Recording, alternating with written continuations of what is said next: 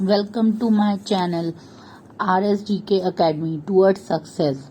So friends, चलिए माँ शारदे की असीम अनुकंपा को प्राप्त करते हुए आज का नया टॉपिक पढ़ते हैं। आज का नया टॉपिक है मानव रक्त यानी कि ह्यूमन ब्लड। तो चलिए देखते हैं। मानव रक्त के अध्ययन को हेमेटोलॉजी कहते हैं। मानव रक्त के अध्ययन को हेमेटोलॉजी भी कहते हैं और इसको ही सेरोलॉजी भी कहते हैं।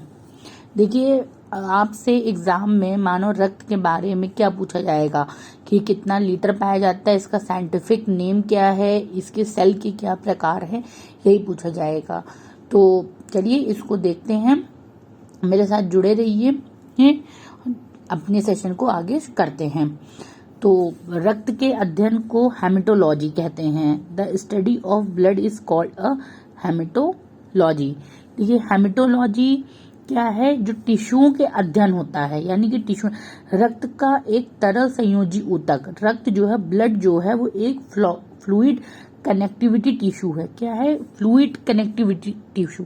ठीक है, टिश्यू के जो अध्ययन को ही हम लोग जो है क्या कहते हैं, टिश्यू के ही अध्ययन को हम लोग हेमेटोलॉजी कहते हैं। ठीक है, अब टिश्यू एक दूसरे से जो आपस में बनते हैं, यानी कि एक दूसरे से कनेक्ट होते हैं, इसलिए इसकी कनेक्टिविटी जो है ये एक तरल पदार्थ के रूप में होती है। यानी एक ब्लड सेल से दूसरा ब्लड, दूसरे ब्लड सेल से तीसरा ब्लड, इससे होती है। और सेल के अध्ययन को हम सेल बायोलॉजी कहते हैं। ठीक है, सेल के अध्ययन को हम सेल बायोलॉजी कहते हैं। ओके, और मानव रक्त का पीएच मान 7.4 होता है। मानव रक्त का पीएच मान 7.4 होता है, जो कि एक क्षार है। क्या है? क्षार है। देखिए, ये पीएच वैल्यू 0 होती है। 0 से नीचे की अम्ल होती है और 0 से ऊपर की आपकी क्षार होती है। और यहां से 7 से बनता है। जैसे 1 सेकेंड, 1 to 7 and 7 to 12। तो मानव रक्त क्षार है। मानव रक्त का पीएच मान कितना होता है? 7.4 होता है। मानव शरीर में रक्त की मात्रा कुल वजन का 7% होती है। ये औसतन मानव शरीर में औसतन 5 to 6 लीटर रक्त होता है। देखिए, जैसे आपके वेट के अकॉर्डिंग है। जैसे किसी का वेट अगर 50 किलो है तो उसका 7% आपके शरीर में रक्त होगा। अच्छा, मोस्टली ये भी देखा गया है कि पुरुषों में लगभग जितना ब्लड होता है 5 से 6 लीटर के बीच में, उसका जस्ट हाफ जो है वो फीमेल में होता है। जैसे अगर किसी मेल में, सपोज करिए किसी मेल में 6 है, तो आपका फीमेल में 5.5 यानी कि 5.5 ही होगा। जैसे पुरुष के मस्तिष्क का भार जो होता है वो 1300 से 1400 का होता है ग्राम का, वैसे ही उसमें भी कुछ 50 ग्राम महिलाओं का मस्तिष्क का भार कम होता है। वैसे ही मानव शरीर का औसतन जो उसका जो रक्त होता है प्रति लीटर, वो फीमेल में मेल से थोड़ा सा आधा लीटर कम होता है। चलिए नेक्स्ट देखिए, ब्लड, रक्त के 2 घटक होते हैं। Blood has 2 components. क्या क्या? प्लाज्मा और कणिकाएं। अब प्लाज्मा क्या है? प्लाज्मा एक आपका तरल पदार्थ है। प्लाज्मा क्या है? आपका एक तरल पदार्थ है। अच्छा, इसी से जो हमारी मेडिसिन्स होती हैं, जो शरीर में हमको मेडिसिन दी जाती है, वो इसी प्लाज्मा से हमारी बॉडी में ट्रेवल करता है। इसी प्लाज्मा से ये बॉडी में ट्रेवल करता है। तो इस प्लाज्मा को आप एक तरीके से ट्रेवलिंग एजेंट भी कह सकते हैं। और कणिकाएं, रक्त कणिकाओं के बारे में अभी हम एक एक करके आगे पढ़ेंगे। अब थोड़ा सा यहाँ पे देख लीजिए, बॉडी में हमारे प्लाज्मा 55%, जो प्लेटलेट होता है वो 1% के लगभग होता है, और बाकी के जो हमारा रेड ब्लड सेल्स है वो 45% के अराउंड होता है। अच्छा, प्लाज्मा मोस्टली आपका वाटर होता है, इसमें प्रोटीन होता है, गैसेस होती हैं और बहुत सी चीजें ऐसी होती हैं। तो नेक्स्ट, अच्छा चलिए नेक्स्ट, अब रक्त कणिकाएं। देखिए प्लाज्मा के बारे में तो जान लिया, रक्त कणिकाएं। रक्त कणिकाओं के 3 घटक है, कौन कौन से? लाल रक्त कणिका, रेड ब्लड सेल्स के नाम से भी आप इसे जानते हैं। अच्छा, श्वेत रक्त कणिका यानी कि व्हाइट ब्लड सेल्स के नाम से भी जानते हैं आप इसे, और प्लेटलेट। लाल रक्त कोशिकाएं, लाल रक्त कोशिकाएं क्या है? जैसे कि मान लीजिए इसी से आपका हीमोग्लोबिन बनता है, इसी से आपका हीमोग्लोबिन बनता है, ओके। और ये इसमें आयरन होता है, इसी में आयरन भी होता है आपका, ओके। और श्वेत कणिकाएं जो हैं, इसी को ये जो है क्या कहते हैं, बॉडी में फिल्टर का काम करता है। यानी कि जो भी ब्लड के थ्रू या जो हमने खाया या जो प्रोटीन के थ्रू जो भी गंदगी आ रही है हमारी बॉडी में, ये उसको फिल्टर करके हटा देता है। फिल्टर करने का काम करता है। इसको बॉडी गार्ड भी कहते हैं, इसको बॉडी गार्ड भी कहते हैं। अच्छा, प्लेटलेट, प्लेटलेट क्या होता है? प्लेटलेट वो चीज होती है जो कि हमारे ब्लड को जमने में मदद करती है, जो कि प्रोटीन और के विटामिन से मिल करके ये जो हमारे ब्लड को बाहर जमने में मदद करती है। जैसे कभी किसी को चोट लग गई, किसी का एक्सीडेंट हो गया, तो ये ब्लड को जमाने में तुरंत मदद करती है। अच्छा, अब इसकी आपसे इससे क्वेश्चन ये भी पूछा जाता है कि इसके जो रेशियो है, इसका रेशियो क्या है बॉडी में, जैसे इसका रेशियो क्या है, तो इसका जो रेशियो है आपका वो है 600:1:4। मतलब कि लाल कणिका आपकी 600, श्वेत कणिका आपकी 40 रेशियो में आपका काम करता है। अच्छा, अब इसको आगे थोड़ा सा और समझ लेते हैं। रेड ब्लड सेल्स का साइंटिफिक नेम और प्लस इसका लाइफ टाइम, जो आपसे क्वेश्चन में पूछा जाता है। देखिए, रेड ब्लड सेल्स का साइंटिफिक नेम जो है एरिथ्रोसाइटिस है, रेड ब्लड का एरिथ्रोसाइटिस, व्हाइट ब्लड का ल्यूकोसाइटिस, व्हाइट ब्लड का ल्यूकोसाइटिस, और प्लेटलेट्स का थायरोम्बोसाइटिस। तो रेड ब्लड का क्या है? एरिथ्रोसाइटिस, व्हाइट ब्लड का ल्यूकोसाइटिस और प्लेटलेट का थ्रोम्बोसाइटिस। ये आप देख सकिए, रेड ब्लड का शेप, ल्यूकोसाइटिस यानी व्हाइट ब्लड का शेप, और प्लेटलेट यानी थ्रोम्बोस का शेप। अच्छा, अब इसका आपसे इसकी लाइफ कितनी होती है? जैसे हमारी बॉडी में इसका निर्माण कितने टाइम से कितने पे होता रहता है। तो देखिए, रेड ब्लड की जो बॉडी का निर्माण होता है वो 20 से 120 दिनों का होता है। जैसे कहते हैं कि आप अगर किसी को अपना ब्लड डोनेट एक बार करते हैं तो आप 3 महीने बाद अगेन से ब्लड डोनेट अपना कर सकते हैं। अच्छा, WBC का क्या होता है?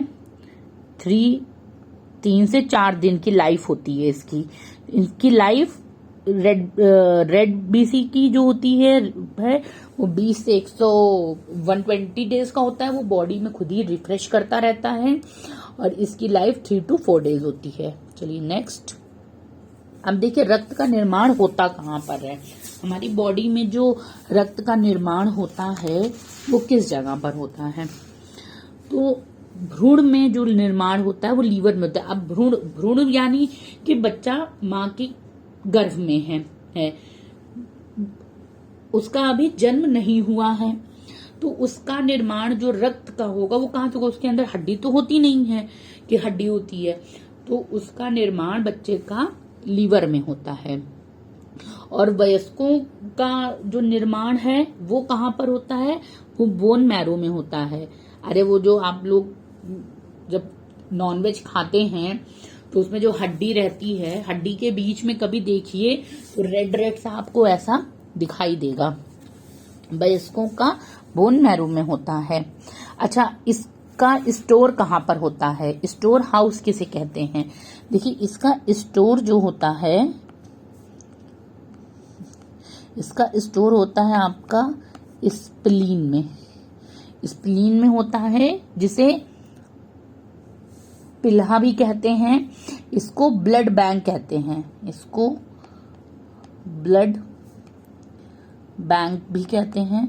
और जो खराब ब्लड होता है, जो खत्म हो चुका रहता है बॉडी में, जिसका यूज नहीं होता है, वो भी इसी में स्टोर होता है, स्प्लीन में ही स्टोर होता है।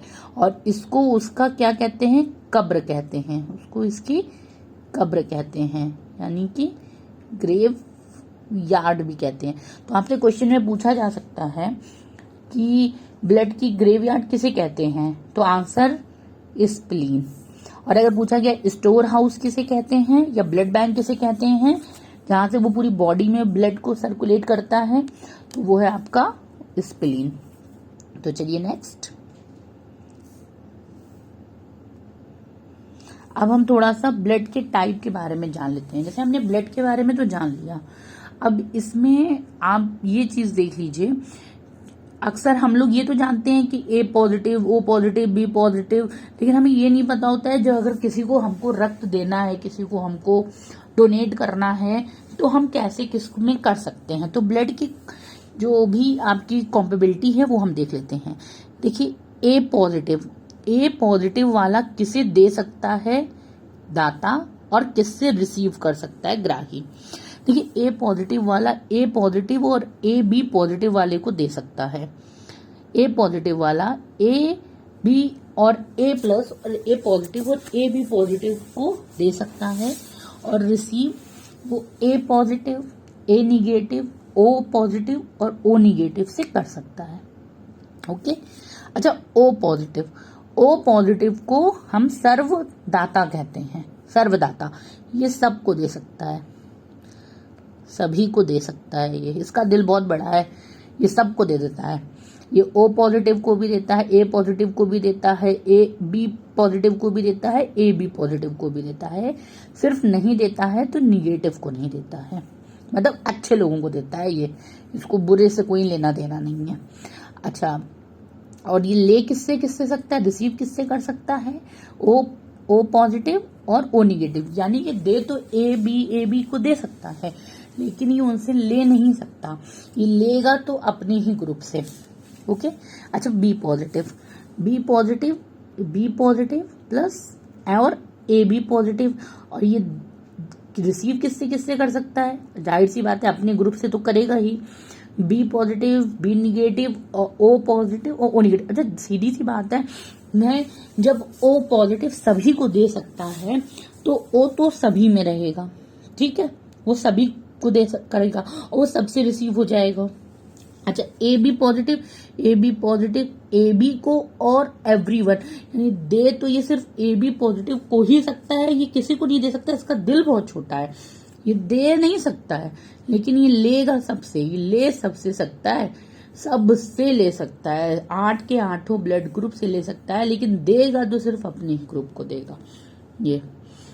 अच्छा, A negative, A positive, A negative, A B positive और ए बी निगेटिव को देगा, यानी निगेटिव है तो ए निगेटिव है, A positive, A negative, A B positive, A B negative, ठीक है।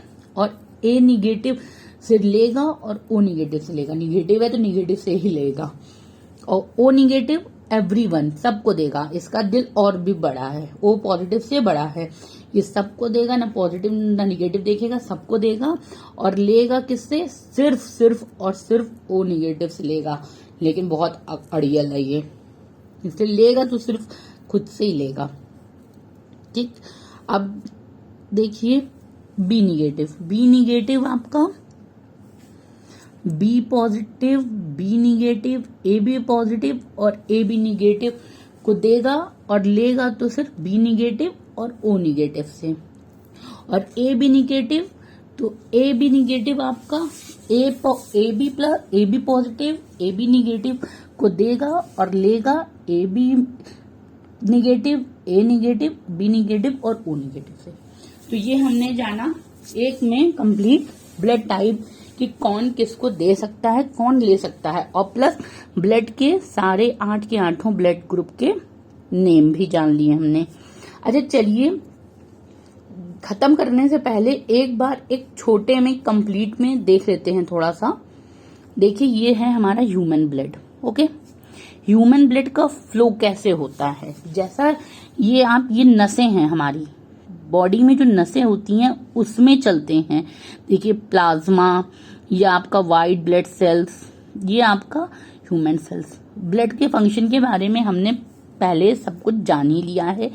अच्छा, कंपोनेंट्स भी हमने देख लिए हैं कि कैसे जो है प्लाज्मा हमारी बॉडी में कितना % वर्क करता है और रेड ब्लड सेल्स का कितना होता है। मतलब हमने जितना खाया उसमें से जो निचोड़ करके ब्लड को अलग कर दिया और बाकी चीजें प्रोटीन, कार्बोहाइड्रेट और अदर वेस्ट मटेरियल में निकल गई। फिर ये कोटेड जो होता है, जो प्लेटलेट होता है, वो एक चिपचिपा सा पदार्थ होता है जो कि एक कोटेड करता है ताकि वो एक ऐसी चिकनाहट रहे कि आराम से शरीर में रेड ब्लड का संचारण होता रहे। ये सेल्स हैं और ये ब्लड की कोटिंग है। ज्यादा कुछ इसमें देखना नहीं है, हम कोई बायो नहीं पढ़ रहे हैं, हम सिर्फ एक जनरल स्टडी पढ़ रहे हैं।